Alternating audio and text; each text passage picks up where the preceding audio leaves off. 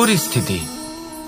কখনো এটা ভালো থাকে, আবার কখনো মন্দ হয়ে যায়। কখনো এই পরিস্থিতি আমাদের পক্ষে থাকে, আর কখনো এই পরিস্থিতি অনুযায়ী আমাদের চলতে হয়। কোনো বিকল্প থাকে না। কিন্তু যখনই এই পরিস্থিতি খারাপ হয়ে যায়, তখন কি করা উচিত সেই প্রশ্ন মনে জেগে ওঠে। পরিস্থিতি যখন প্রতিকূল হয়, তখন আমরা কিছু হারালে তা হারিয়ে ফেলি, ঠিক আছে, কিন্তু যা বাকি আছে সেটা আমরা আগলে রাখতে পারি।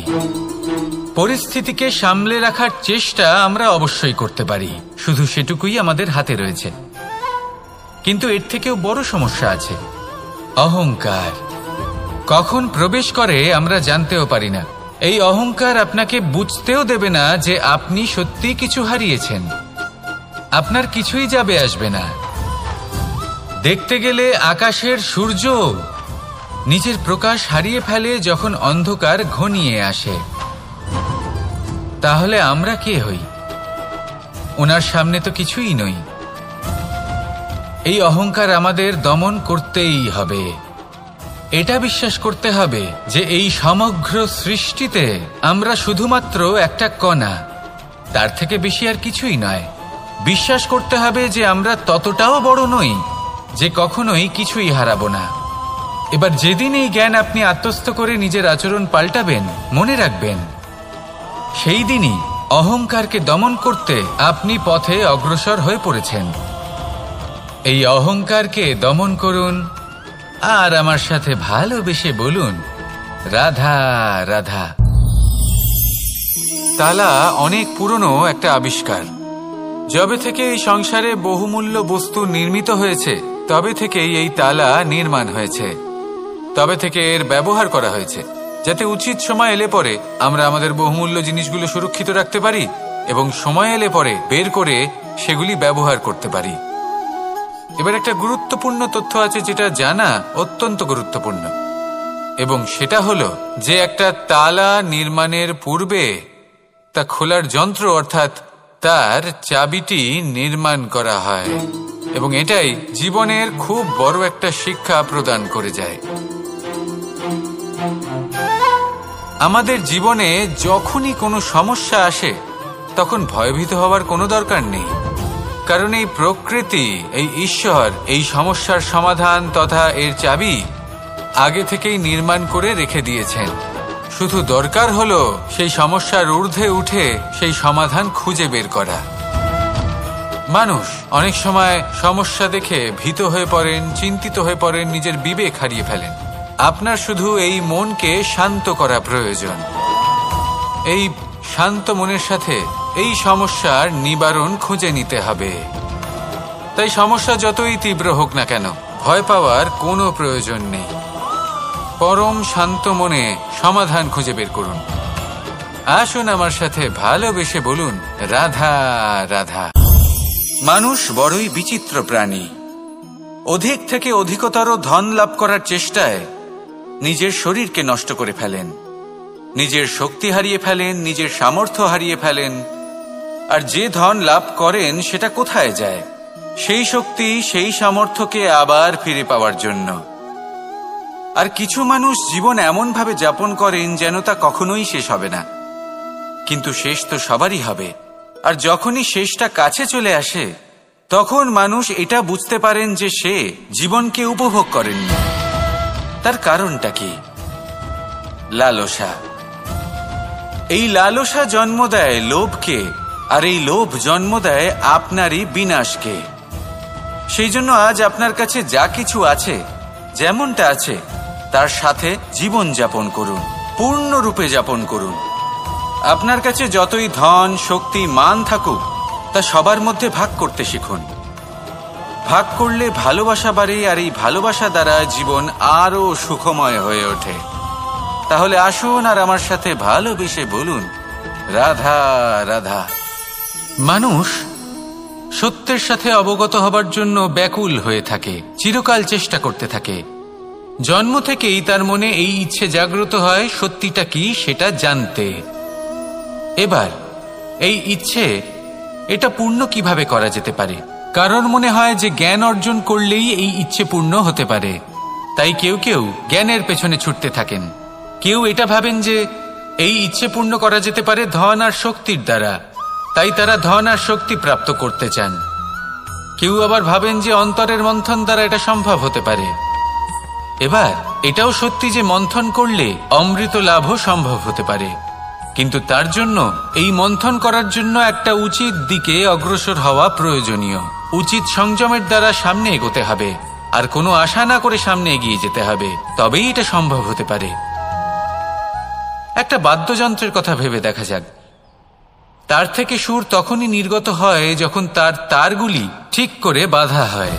যদি বেশি বেঁধে ফেলা হয় তাহলে তার ছিঁড়ে যেতে পারে, আর যদি ঢিলে থেকে যায় তাহলে তার থেকে উচিত সুর নির্গত হবে না। একটা অত্যন্ত গুরুত্বপূর্ণ কথা মনে রাখবেন, সত্যকে লাভ করার প্রাথমিক আধার হল অনুশাসন। জীবনে এই অনুশাসন আনুন, সত্য আপনা আপনি আপনার কাছে চলে আসবে, আর এই মন প্রসন্ন হয়ে বলবে রাধা রাধা। জীবনে যখনই কোনো কঠিন কাজ আমাদের সামনে আসে তখন আমরা কারোর না কারোর থেকে সাহায্য চাই, যেটা উচিত। কিন্তু যদি যে কোনো ছোটখাটো বিষয়ে আমরা সাহায্য চাইতে শুরু করি তাহলে কি হবে? তাহলে আমরা নিজেদের সামর্থ্য, নিজেদের যোগ্যতাকে কখনো বাড়তেই দেব না, না আমাদের শক্তি কখনো বাড়বে, কারণ এটা আমাদের অভ্যেস হয়ে যাবে। যাই ঘটুক আমরা কারোর থেকে সাহায্য চাইতে চলে যাব, এটাই আমাদের স্বভাব হয়ে যাবে। সেই জন্য আমাদের যেটা করা উচিত সেটা হলো যতক্ষণ না আর কোনো উপায় থাকছে ততক্ষণ আপনি কারোর থেকে সাহায্য চাইতে যাবেন না। চেষ্টা করুন, যা সংকট থাকুক, সমস্যা থাকুক, পরিস্থিতি যতই কঠিন হোক, নিজে সমাধান করতে চেষ্টা করুন। যতটা পারবেন আত্মনির্ভর হওয়ার চেষ্টা করুন। যদি এটা করতে পারেন তাহলে আপনি অনেক কিছু শিখবেন। দিন প্রতিদিন আপনার জীবন আরো বেশি উজ্জ্বল হয়ে উঠবে, ব্যক্তিত্বের বিকাশ ঘটবে, আপনার শক্তি বৃদ্ধি পাবে, যোগ্যতা বৃদ্ধি পাবে, আত্মবিশ্বাস জেগে উঠবে, আর আত্মনির্ভর হয়ে মন বলবে রাধা রাধা। আমাদের জীবন হলো একটা উপবনের মতো, যেখানে কাঁটাও আছে আবার ফুলও আছে। আর যদি আপনি ফুল লাভ করতে চান তাহলে কাঁটার সংস্পর্শে তো আপনাকে আসতেই হবে। এটাই জীবনের সত্য। আমাদের জীবনে, আমাদের পরিবারে, আমাদের সমাজে দেখবেন ভিন্ন ভিন্ন ধরনের মানুষ আছে। কেউ আছেন দুর্জন, কেউ সজ্জন, কেউ শত্রু হন তো কেউ মিত্র। যদি আপনি দুর্জনদের কাছে যান তাহলে শুধুই কষ্ট পাবেন, যদি আপনি শত্রুর কাছে যান তাহলে ঝামেলায় জড়িয়ে পড়বেন। তার চেয়ে ভালো আপনি সজ্জনদের কাছে যান, আনন্দ এবং জ্ঞান লাভ করবেন। নিজের মিত্রদের কাছে যান, আপনি সাহস লাভ করবেন। আরো একটা কথা বলি, এই জীবন এত বড়ও নয় যে আপনি প্রত্যেক সমস্যায় প্রত্যেক মানুষের সাথে ঝামেলায় জড়াবেন। শুধু যার সাথে আপনার মনের মিল হবে তাকে প্রণাম করুন, আর যার সাথে মনের মিল হবে না তাকে দূর থেকে প্রণাম করুন। কিন্তু মনের মধ্যে থেকে প্রেমের বোধ কোথাও যেতে দেবেন না, কারণ এই ভালোবাসাই শেষ মুহূর্তে আপনার উচিত পথ প্রদর্শন করবে। তাই এই ভালোবাসাকে মনে জাগ্রত রাখুন, আর এই ভালোবাসার সাথেই বলুন রাধা রাধা। কোনো এক সময়ের কথা, একজন জেলের একটা ছোট্ট পুত্র ছিল। সে ভাবল যে আমি আমার বাবার মতোই মাছ ধরব। তখন সে একটা লাঠি নিল, তাতে দড়ি বাঁধল, আর সেই দড়ির মুখে যে কাঁটা বিঁধে থাকে তাতে চারা ঝুলিয়ে জলে ফেলল আর বসে থাকল। কিছু সময় পরে জলে একটি তরঙ্গ দেখা গেল।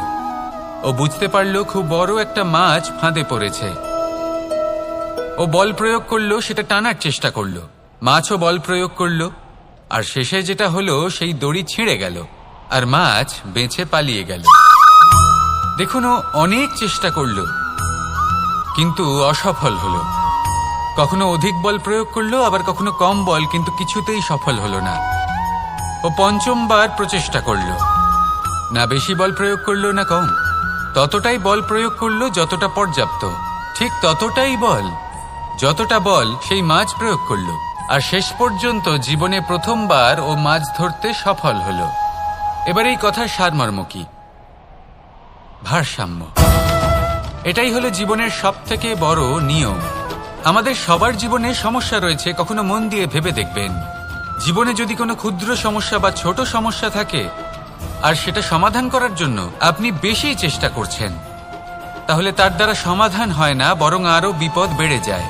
যখন কোনো বড় সমস্যা থাকে আর আপনি কম চেষ্টা করতে থাকেন, তখন সমাধান হয় না, তা চলতেই থাকে।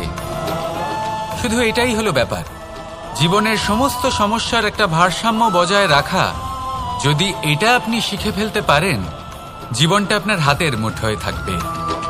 আসুন আমার সাথে ভালোবেসে বলুন, রাধা রাধা।